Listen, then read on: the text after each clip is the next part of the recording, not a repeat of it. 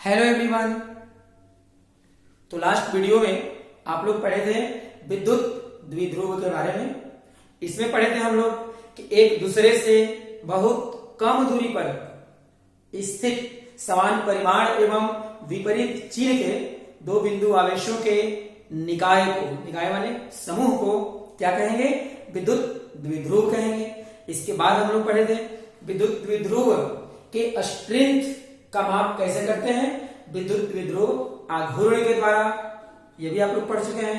आज हम लोग पढ़ना है कि अगर कोई विद्युत द्विध्रुव आपको दिया जाए और उस विद्युत द्विध्रुव के कारण उसके अक्ष पर विद्युत अक्ष पर विद्युत क्षेत्र, विद्युत द्विध्रुव दिया जाए और विद्युत द्विध्रुव के अक्ष पर विद्युत क्षेत्र का कैलकुलेशन करना हो तो विद्युत क्षेत्र का मान कितना के बराबर होगा? तो देखिए यहां सबसे पहले समझेंगे अभी हम लोग कि किसी विद्युत द्विध्रुव का अक्ष किसे कहेंगे। अक्ष एक सीधी रेखा को कहते हैं जो विद्युत द्विध्रुव के दोनों बिंदु आवेशों से होके गुजरती है। मतलब वह सरल रेखा जो किसी विद्युत द्विध्रुव के दोनों बिंदु आवेशों से होके गुजरती है उसी को हम लोग क्या कहते हैं? विद्युत द्विध्रुव का अक्ष कहेंगे। तो सबसे पहले हम लोग विद्युत द्विध्रुव का अक्ष बनाएंगे। यहां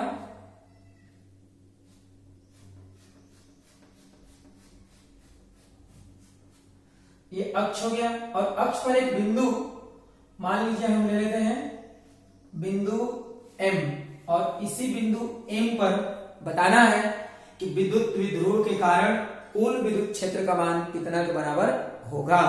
अब देखिए विद्युत द्विध्रुव है तो विद्युत द्विध्रुव आघूर्ण भी होगा। कहीं भी अगर विद्युत द्विध्रुव आपको मिले तो वहां पर विद्युत द्विध्रुव आघूर्ण जरूर लेना है, क्योंकि विद्युत द्विध्रुव के स्ट्रेंथ का माप इसी के द्वारा करते हैं, विद्युत द्विध्रुव आघूर्ण के द्वारा, जिसकी दिशा होती है हमेशा ऋणात्मक बिंदु आवेश से धनात्मक बिंदु आवेश की ओर। और देखिए विद्युत द्विध्रुव में जब भी हम लोगों को दूरी का माप करना होगा, क्या दूरी का माप करना होगा, तो दूरी का माप हमेशा हम लोग विद्युत द्विध्रुव के केंद्र से करेंगे। तो यहाँ विद्युत द्विध्रुव का केंद्र मान लेते हैं O। और जैसा कि पिछले वीडियो में आप लोगों को बताया गया है कि कोई भी विद्युत द्विध्रुव यदि मिले तो विद्युत द्विध्रुव के दोनों बिंदु आवेशों के बीच की दूरी को हम लोग 2a के द्वारा या 2d के द्वारा 2l के द्वारा सूचित करेंगे। तो यहां भी हम लोग दोनों बिंदु आवेशों के बीच की दूरी को 2a के द्वारा सूचित करेंगे। तो केंद्र से इधर हो जाएगा आधा स्मॉल a और इधर भी हो जाएगा स्मॉल a और m बिंदु की दूरी विद्युत द्विध्रुव के केंद्र से करेंगे हम लोग और ये केंद्र से दूरी मान लेते हैं स्मॉल r। मतलब विद्युत द्विध्रुव से r दूरी पर बताना है कि विद्युत द्विध्रुव के कारण कुल विद्युत क्षेत्र का मान कितना के बराबर होगा। तो पहले यहां देखिए कॉन्सेप्ट क्या रहेगा। विद्युत द्विध्रुव में दो बिंदु आवेश -q और +q। हम लोग करेंगे क्या? दोनों के कारण अलग अलग बिंदु M पर विद्युत क्षेत्र निकाल के और फिर दोनों को आपस में क्या करना है? जोड़ना है। लेकिन विद्युत क्षेत्र को कैसे जोड़ेंगे? सदिश के विधि के द्वारा। ये किस नियम से हम बना रहे हैं? अभी अध्यारोपण के सिद्धांत के नियम से, अध्यारोपण के सिद्धांत से। अध्यारोपण के सिद्धांत में आप लोगों को बताया गया था कि एक से अधिक बिंदु आवेशों के कारण कहीं भी विद्युत क्षेत्र कैलकुलेट करना हो तो पहले सभी बिंदु आवेश के कारण अलग अलग विद्युत क्षेत्र निकाल के और फिर सभी को आपस में क्या करेंगे? जोड़ देंगे सदिश के विधि से। वही काम यहां करेंगे हम लोग। इसके कारण अलग और इसके कारण अलग। एक बात यहां ध्यान देना है, -q बिंदु आवेश से m बिंदु की दूरी देखिए कितना है? r+a और +q बिंदु आवेश से m बिंदु की दूरी कितना है? यहां देखिए पूरी दूरी स्मॉल r में से यहां स्मॉल a को हटा देंगे तो ये दूरी निकल जाएगी r-a। ठीक है। तो आप लोगों को जब पढ़ाए थे बिंदु आवेश के कारण विद्युत क्षेत्र, तो याद करिए आप लोगों को क्या बताए थे हम कि बिंदु आवेश से जितना ही अधिक दूरी पर विद्युत क्षेत्र निकालेंगे तो विद्युत क्षेत्र का परिमाण उतना ही क्या होगा? कम होगा। और बिंदु आवेश से कम दूरी पर विद्युत क्षेत्र निकालेंगे तो विद्युत क्षेत्र का परिमाण क्या होगा, अधिक होगा। तो यहां देखिए विद्युत द्विध्रुव में दोनों में से प्रत्येक बिंदु आवेश का परिमाण समान है। यहां भी परिमाण होगा Q, स्मॉल q, और यहां भी विद्युत आवेश का परिमाण क्या होगा, स्मॉल q होगा, लेकिन दूरी अलग अलग है। इस बिंदु आवेश से m बिंदु की दूरी अधिक है, तो इसके कारण जो विद्युत क्षेत्र होगा उसका परिमाण क्या होगा, कम होगा। और इस बिंदु आवेश से m बिंदु की दूरी क्या है, कम है, तो इसके कारण जो विद्युत क्षेत्र होगा उसका परिमाण ज्यादा होगा। और आप लोग पढ़े हैं सदिश चैप्टर में कि अगर किसी सदिश को हम लोग ज्यामितीय विधि से, चित्र के विधि से सूचित करते हैं तो कैसे सूचित करेंगे, तीरयुक्त रेखाखंड के द्वारा। जिस सदिश का परिमाण अधिक होता है उसके लिए रेखाखंड की लंबाई अधिक बनाते हैं, बड़ा बनाते हैं, और जिस ये सदिश का परिमाण कम होता है उसके लिए जो रेखाखंड बनाएंगे वो लंबाई का मान क्या होगा, छोटा बनाएंगे। ठीक है, तो इस बिंदु आवेश के कारण यहाँ विद्युत क्षेत्र ऋणात्मक बिंदु आवेश है तो इसकी ओर होगा, लेकिन चूंकि दूरी अधिक है, परिमाण कम है, तो हम लोग छोटा रेखाखंड के द्वारा बनाएंगे ऐसे, और ये लिखेंगे यहां E माइनस वेक्टर, माइनस चिन्ह आएगा ऋणात्मक बिंदु आवेश के कारण m बिंदु पर विद्युत क्षेत्र, और इसके कारण दूरी कम है तो विद्युत क्षेत्र का परिमाण अधिक होगा। तो हम लोग इसे बड़ा रेखाखंड के द्वारा सूचित करेंगे ऐसे,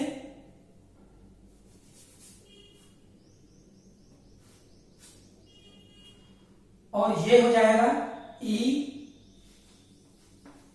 प्लस वेक्टर। अब देखिए दोनों विद्युत क्षेत्रों को जोड़ देंगे तो कुल विद्युत क्षेत्र का मान निकल जाएगा। अब यहां ध्यान देना है, अगर दो सदिशों की दिशाएं विपरीत हो और परिमाण समान हो तो दोनों सदिशों का योगफल 0 के बराबर होता है। लेकिन अगर दो सदिशों की दिशाएं विपरीत हो लेकिन परिमाण अलग अलग हो तो यहां योगफल 0 के बराबर नहीं होता है। यहां जो योगफल होगा वो उसकी दिशा, माने परिणामी सदिश की दिशा बड़े परिमाण वाले सदिश के दिशा के समान होती है, और दो सदिशों के योगफल का जो परिमाण होगा यहां पर वो क्या होगा, बड़ा परिमाण वाला सदिश का परिमाण और माइनस छोटा परिमाण वाले सदिश का परिमाण। तो यहां पर क्या होगा, चूंकि E प्लस वेक्टर का परिमाण अधिक है, E माइनस वेक्टर का परिमाण यहाँ कम है, तो यहाँ योगफल सदिश जो होगा, मतलब परिणामी जो विद्युत क्षेत्र होगा वो होगा E प्लस वेक्टर के दिशा में इधर की ओर। इसे लिखेंगे ऐसे, परिणामी विद्युत क्षेत्र बराबर E plus vector plus E minus vector, E plus vector plus E minus vector. अब देखिए आप लोग यहां ध्यान देना है, निकालना है हम लोगों को कुल विद्युत क्षेत्र। हम लोगों को क्या करना है, विद्युत द्विध्रुव के कारण M बिंदु पर परिणामी विद्युत क्षेत्र निकालना है। तो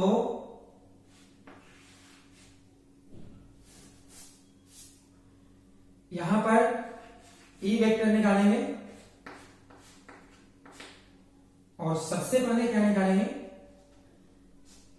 E वेक्टर का मॉड परिमाण निकालेंगे। E वेक्टर क्या है आप लोग को समझा चुके हैं, E वेक्टर है पूरे विद्युत द्विध्रुव के कारण परिणामी विद्युत क्षेत्र, और E प्लस वेक्टर क्या है, धनात्मक बिंदु आवेश के कारण विद्युत क्षेत्र, और E माइनस वेक्टर क्या है, ऋणात्मक बिंदु आवेश के कारण विद्युत क्षेत्र। तो देखिए कैसे निकालेंगे, यहां अभी जस्ट बताए हैं कि दो सदिशों की दिशाएं विपरीत हो और इनका जो योगफल होगा उसका परिमाण बड़ा परिमाण E प्लस वेक्टर का mod minus E minus vector का मॉड, और फिर यहां देखिए मॉड ऑफ E वेक्टर बराबर, अब ध्यान दीजिए धनात्मक बिंदु आवेश यह है और इसके कारण हम लोगों को विद्युत क्षेत्र यहां निकालना है प्लस वेक्टर। तो कितना हो जाएगा, 1/4 pi epsilon not into Q upon दूरी, धनात्मक बिंदु अवश्य दूरी अभी हम बताया थोड़ी देर पहले, स्मॉल आर माइनस स्मॉल ए, तो यहां हो जाएगा स्मॉल आर माइनस ए का होल स्क्वायर माइनस, अब ऋणात्मक बिंदु आवेश के कारण तो क्या हो जाएगा यहां 1/4 pi epsilon not into Q, ऋणात्मक बिंदु आवेश का परिमाण क्या है स्मॉल क्यू है, अपॉन दूरी कितना हो जाएगा आर प्लस ए, तो यहां स्मॉल आर प्लस ए का होल स्क्वायर। अब यहां देख लीजिए आप, फिर यहां से mod of E vector equal to जो कॉमन है उसे बाहर करेंगे Q upon 4 pi epsilon not into, देखेंगे हम क्या होगा 1/r माइनस ए का whole square minus 1/r plus A का होल स्क्वायर। देखिए अब क्या करेंगे, अब इसे हम सॉल्व करेंगे, और सॉल्व कैसे होगा, तो यहां देखना है मॉड ऑफ ई वेक्टर बराबर Q upon 4 pi epsilon nought, यहां से एलसीएम लेंगे ए आर माइनस ए का whole square into R plus A का होल स्क्वायर, यहां ये कैंसिल होगा तो ये हो जाएगा आर प्लस ए का whole square minus R minus A का होल स्क्वायर। आप लोग इसे एक बार अच्छे से देख लीजिए क्योंकि अभी हम इधर मिटाने जा रहे हैं। एक बात और ध्यान से देखना आप लोगों को, कोई भी विद्युत द्विध्रुव हो, ध्यान से देखिए इधर, कोई भी विद्युत द्विध्रुव हो, विद्युत द्विध्रुव के अक्ष के किसी भी बिंदु पर विद्युत क्षेत्र की जो दिशा होती है, देख लीजिए परिणामी विद्युत क्षेत्र की दिशा वही है जो विद्युत द्विध्रुव आघूर्ण की दिशा है। तो ये याद रखना है, विद्युत द्विध्रुव के अक्ष के किसी बिंदु पर परिणामी विद्युत क्षेत्र की दिशा विद्युत द्विध्रुव आघूर्ण की दिशा के समान होती है। तो यहां तक आप लोग आ गया समझ में। अब इसके बाद हम मिटाने जा रहे हैं। यहां देखिए आप लोग, यहां तक हम लोग पढ़ चुके हैं। इसके बाद जो है यहां mod of E vector equal to Q upon 4 pi epsilon not into, देखिए आर प्लस ए का होल स्क्वायर है तो इसे हम लोग आगे बढ़ाएंगे। क्या हो जाएगा, सॉल्व करिएगा आप लोग, फॉर्मूला हो जाएगा R square plus 2 R A plus A square minus, यहां सॉल्व करेंगे R square minus 2 R A plus A square upon, देखिए स्क्वायर यहां भी है यहां भी है, और स्क्वायर हटाएंगे R minus A into R plus A, तो ये कितना हो जाएगा, ये हो जाएगा R square minus A square हो जाएगा, लेकिन टोटल का स्क्वायर है तो एक साथ यहां कर देंगे हम लोग स्क्वायर। ठीक है, अब इसे मिटा देते हैं। यहां देखते जाइए आप लोग, तो यहां पर mod of E vector equal to Q upon 4 pi epsilon not into R square minus 2 R A plus A square minus R square plus 2 R A minus A square upon R square minus A square का whole square. अब लग रहा है यहां कुछ cancel होने वाला है, तो आप लोग देखिए आर स्क्वायर प्लस और आर स्क्वायर माइनस कैंसिल हुआ ना, फिर यहां ए स्क्वायर प्लस और ए स्क्वायर माइनस कैंसिल हो गया। फिर यहां देखिए क्या होगा, mod of E vector equal to यहां हो जाएगा Q upon 4 pi epsilon not into 4 R A 2 R A और plus 2 R A 4 R A upon R square minus A square का होल स्क्वायर होगा यहां। फिर यहां सॉल्व करेंगे हम लोग आगे, तो mod of E vector equal to 1 upon 4 pi epsilon not into, देखिए 4 को ऐसे लिख सकते हैं 2 into Q into 2a into R. ध्यान दीजिए क्या किए हम, 4 2 इंटू 2 क्या हो गया 4 हो गया, a को इस साइड में कर दिए, r को उधर, तो 2 into Q into 2a into R upon R square minus A square का होल स्क्वायर। और आप लोग कल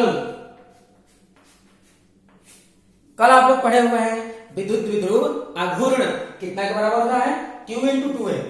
ये होगा किसी विद्युत द्विध्रुव का विद्युत द्विध्रुव आघूर्ण। तो यहां हम लोगों को लिखना होगा 1 upon 4 pi epsilon 0 into 2 into P into R upon R square minus A square का होल स्क्वायर। ये फाइनल रिजल्ट हुआ। तो देखिए आप लोग सब लोग, कोई भी विद्युत द्विध्रुव हो, उसके कारण उसके अक्ष के किसी भी बिंदु पर विद्युत क्षेत्र का मान अगर कैलकुलेट करना है तो कितना होगा, 1 upon 4 pi epsilon 0 into 2 into P R upon R square minus A square का होल स्क्वायर। जहां यहां लिखना होगा हम लोगों को P equal to Q into 2a और इसे हम लोग कहेंगे विद्युत द्विध्रुव आघूर्ण। विद्युत द्विध्रुव आघूर्ण, ठीक है।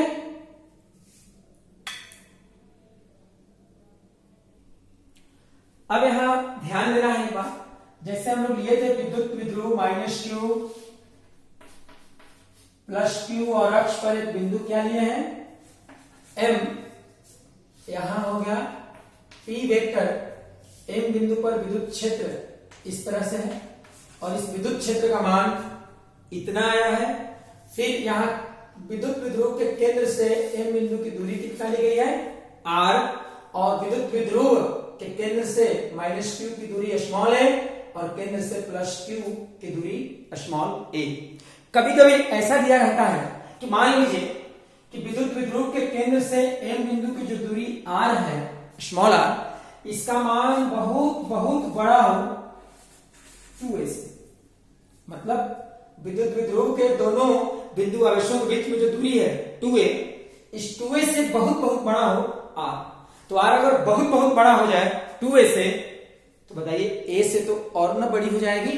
तो ऐसे स्थिति में जब r a से बहुत बड़ा हो जाए तो स्क्वायर जब करेंगे तो r स्क्वायर भी a स्क्वायर से क्या होगा, बहुत बहुत बड़ा हो जाएगा।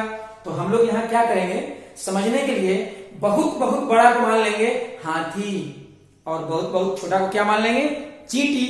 तो r स्क्वायर हो गया हाथी और a स्क्वायर हो गया चींटी। तो हाथी में चींटी को घटा दीजिए, अच्छा हाथी में चींटी को जोड़ दीजिए, क्या मिलेगा, हाथी मिलेगा।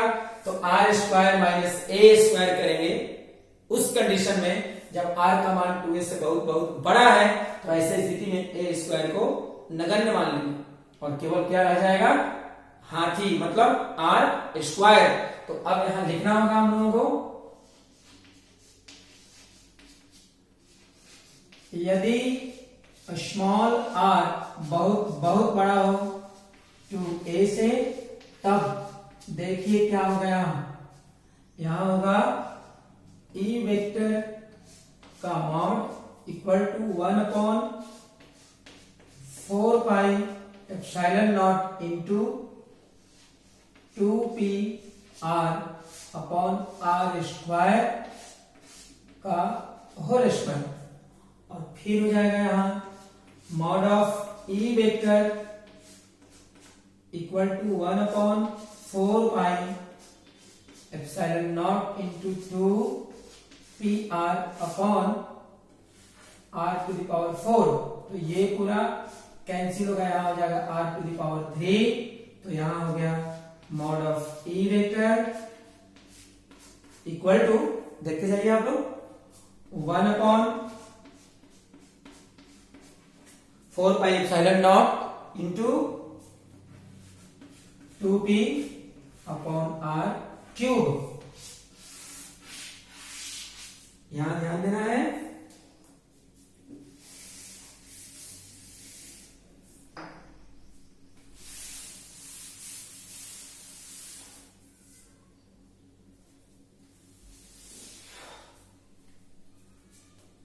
और यहां देखिए मॉड ऑफ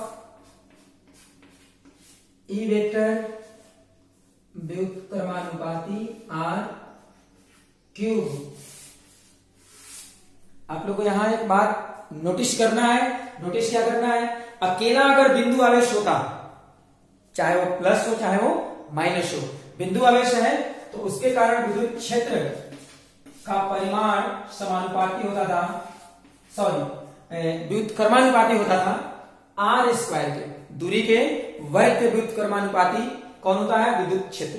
कब, अगर बिंदु आवेश अकेला हो तब। लेकिन विद्युत द्विध्रुव रहने पर विद्युत क्षेत्र का जो परिमाण है दूरी के घन माने r क्यूब के व्युत्क्रमानुपाती होता है। समझ में आ गया इतना, ये ध्यान में रखिएगा। और अब दिशा, तो दिशा के बारे में तो समझाया है, विद्युत क्षेत्र की दिशा p वेक्टर की दिशा के समान होगी। तो अब हम लोग लास्ट में लिखेंगे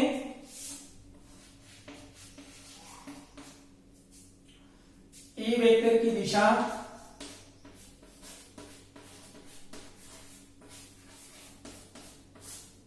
इक्वल टू P वेक्टर की दिशा, मतलब विद्युत द्विध्रुव के